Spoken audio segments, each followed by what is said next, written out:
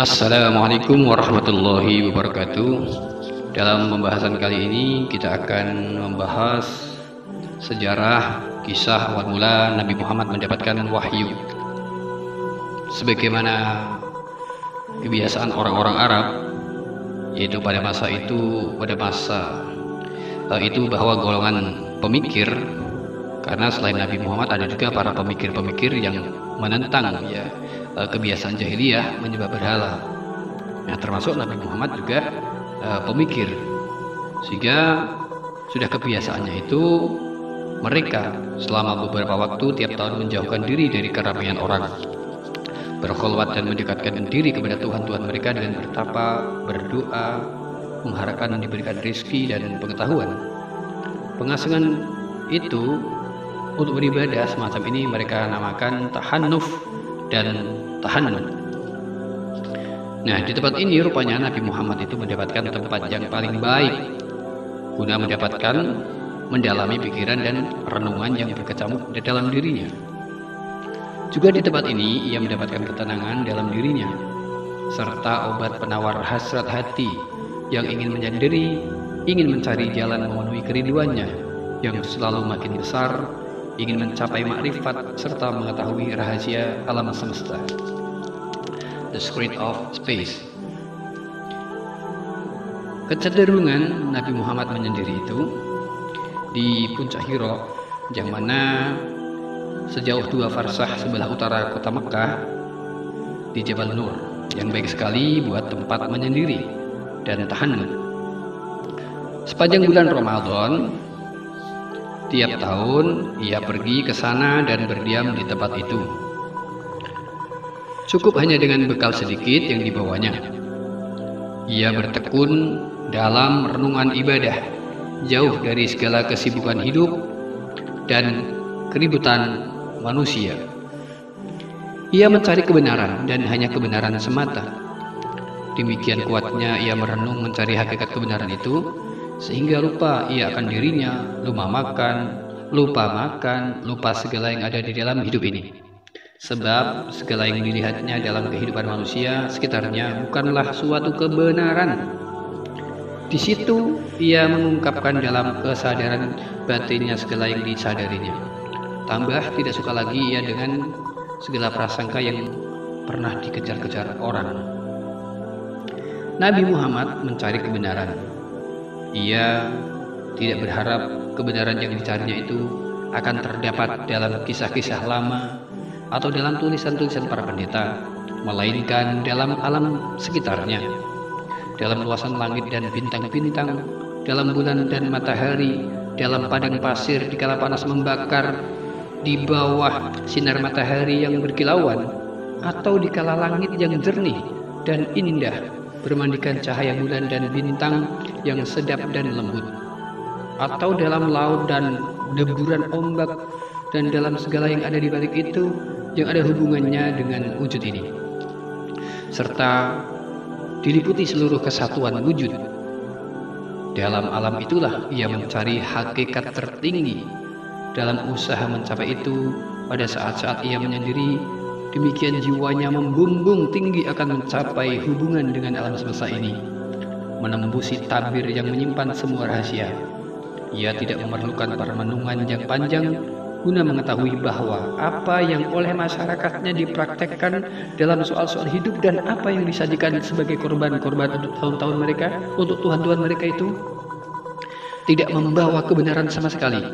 Berhala-berhala yang tidak berguna, tidak menciptakan dan tidak pula mendatangkan rezeki, tak dapat memberi perlindungan kepada siapapun yang ditimpa bahaya. Hubal, Lat, dan Uzza, dan semua patung dan berhala yang terpancang di dalam dan di sekitar Ka'bah tak pernah menciptakan sekalipun seekor lalat atau akan mendatangkan suatu kebaikan bagi Mekah. Tetapi di manakah gerangan kebenaran itu?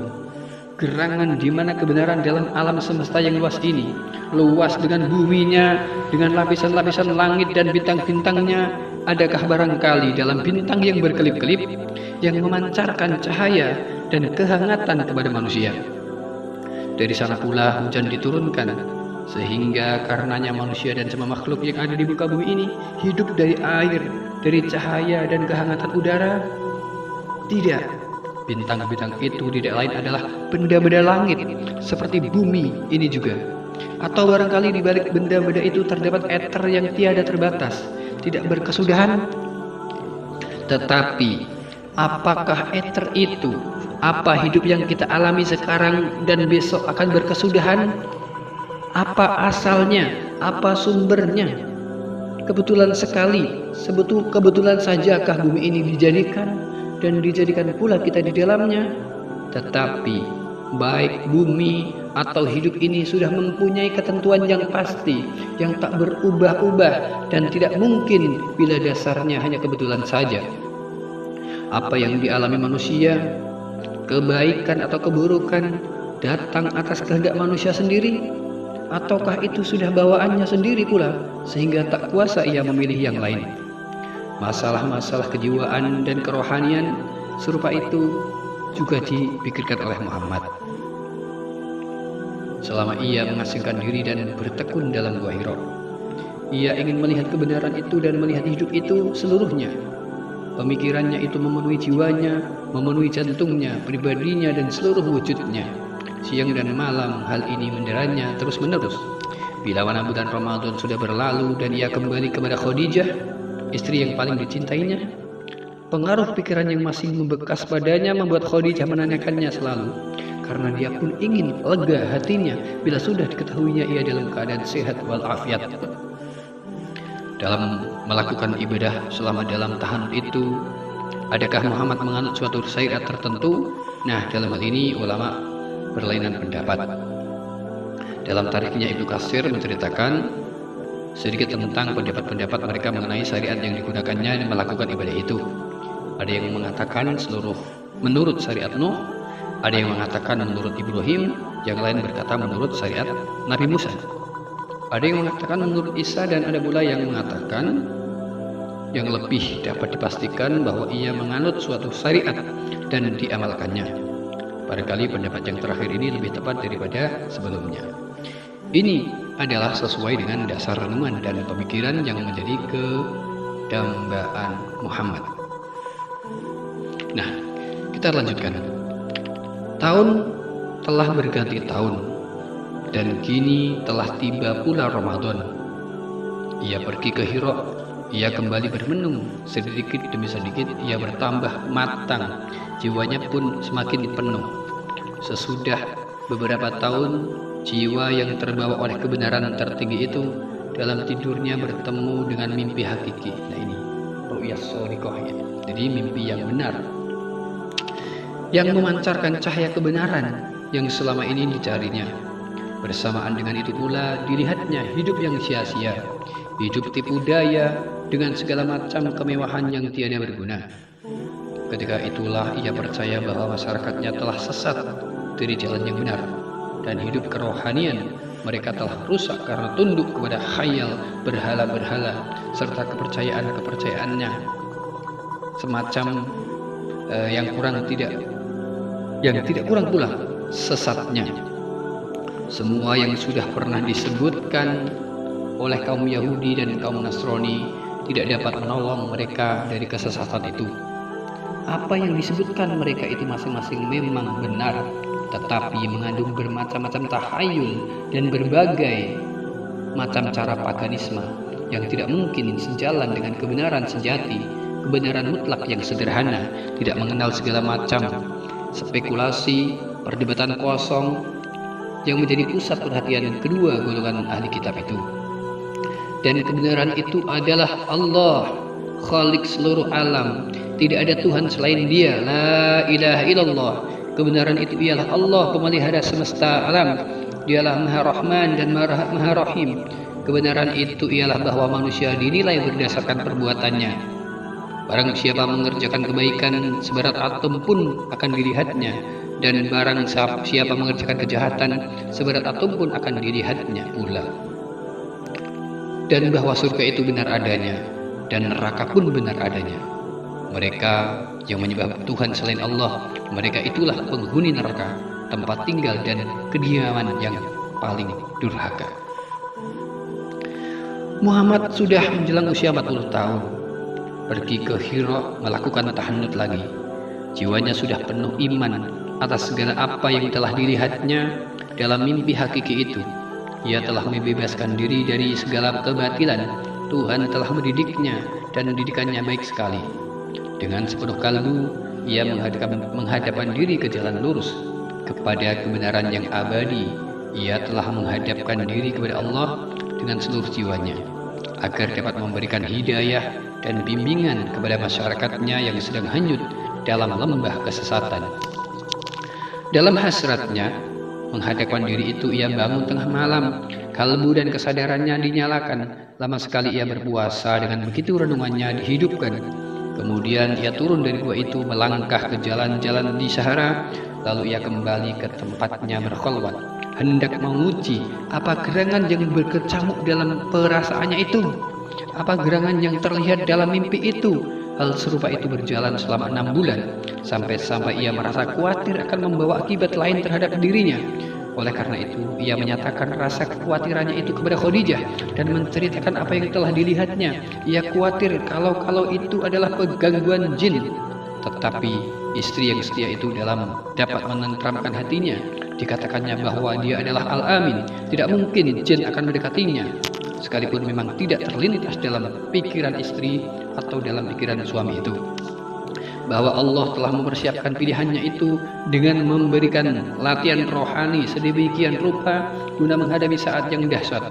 Berita yang dahsyat yaitu saat datangnya wahyu pertama. Dengan itu ia dipersiapkan untuk membawakan pesan dan risalah yang benar, risalah yang besar. Ketika itu tahun 610 Masehi, tatkala ia sedang dalam keadaan tidur dalam gua itu, ketika itulah datang malaikat membawa sehelai lembaran seraya berkata kepadanya, "Iqra, bacalah." Dengan terkejut Muhammad menjawab, "Ma aqra, saya tak dapat membaca." Ia merasa seolah malaikat itu mencekiknya, kemudian dilepaskan lagi seraya katanya, "Iqra, bacalah." Masih dalam ketakutan akan dicekik lagi, Muhammad menjawab, "Madza aqra?" Apa yang akan saya baca? Seterusnya malaikat berkata, "Iqra bismi rabbikal ladzi khalaq, khalaqal insana min 'alaq, iqra wa rabbukal akram alladzi 'allama bil qalam, 'allamal insana ma lam ya'lam." Bacalah dengan nama Tuhanmu yang menciptakan manusia dari segumpal darah. Bacalah, dan Tuhanmu Maha Pemurah yang mengajarkan dengan pena, mengajarkan kepada manusia apa yang belum diketahuinya. Lalu ia mengucapkan bacaan itu, malaikat pun pergi setelah kata-kata itu terpatri dalam kalbunya. Tetapi kemudian ia terbangun ketakutan sambil bertanya-tanya kepada dirinya, gerangan apakah yang dilihatnya? Ataukah kesurupan yang ditakutinya itu kini telah menimpanya? Ia menoleh ke kanan dan ke kiri, tetapi tak melihat apa-apa. Ia diam sebentar, gemetar ketakutan, khawatir ia akan apa yang terjadi dalam gua itu. Ia lari dari tempat itu, semuanya serba membingungkan. Tak dapat ia menafsirkan apa yang telah dilihatnya itu. Cepat-cepat ia pergi menyusuri celah-celah gunung sambil bertanya-tanya dalam hatinya, siapa gerangan yang menyuruhnya membaca itu, yang pernah dilihatnya sampai saat itu sementara dia dalam tahannut. Ialah mimpi hakiki yang memancar dari sela-sela renungannya, memenuhi dadanya, membuat jalan yang dihadapannya jadi terang benderang, menunjukkan kepadanya di mana kebenaran itu. Tirai gelap yang selama itu menjerumuskan masyarakat Quraisy ke dalam lembah paganisme dan penyembahan berhala jadi terbuka. Sinar terang benderang yang memancar di hadapannya dan kebenaran yang telah menunjukkan jalan kepadanya itu ialah Yang Maha Tunggal, Yang Maha Esa. Tetapi siapakah yang telah memberi peringatan tentang itu, dan bahwa dia yang menciptakan manusia, dan bahwa dia yang Maha Pemurah, yang mengajarkan kepada manusia dengan pena, mengajarkan apa yang belum diketahuinya. Ia memasuki pegunungan itu masih dalam ketakutan, masih bertanya-tanya. Tiba-tiba ia mendengar ada suara memanggilnya dahsyat sekali terasa. Ia melihat ke permukaan langit, tiba-tiba yang terlihat adalah malaikat dalam bentuk manusia. Dialah yang memanggilnya. Ia makin ketakutan sehingga tertegun ia di tempatnya. Ia memalingkan muka dari yang dilihatnya itu, tetapi dia masih juga melihatnya di seluruh ufuk langit. Sebentar melangkah maju ia, sebentar mundur. Tapi rupa malaikat yang sangat indah itu tidak juga lalu dari depannya. Seketika lamanya ia dalam keadaan demikian. Dalam pada itu Khadijah telah mengutus orang mencarinya ke dalam gua, tapi tidak menjumpainya. Setelah rupa malaikat itu menghilang, Nabi Muhammad pulang sudah berisi wahyu yang disampaikan kepadanya. Jantungnya berdenyut, hatinya berdebar-debar ketakutan. Dijumpainya Khadijah sambil ia berkata, "Selimuti aku." Ia segera diselimuti. Tubuhnya menggigil seperti dalam demam. Setelah rasa ketakutan itu berangsur reda dipandangnya, istrinya dengan pandangan mata ingin mendapat kekuatan. "Khadijah, kenapa aku?" katanya. Kemudian diceritakannya apa yang telah dilihatnya, dan dinyatakannya adalah rasa khawatirnya akan terberdaya oleh kata hatinya, atau akan jadi seperti juru nujum saja. Begitulah kisah Nabi Muhammad mendapatkan wahyu pertama yang sangat terkesan di dalam hati Nabi Muhammad itu. Oke, terima kasih. Kita lanjutkan di video selanjutnya bagaimana peristiwa yang akan dialami Nabi Muhammad. Wal afu minkum, wassalamualaikum warahmatullahi wabarakatuh.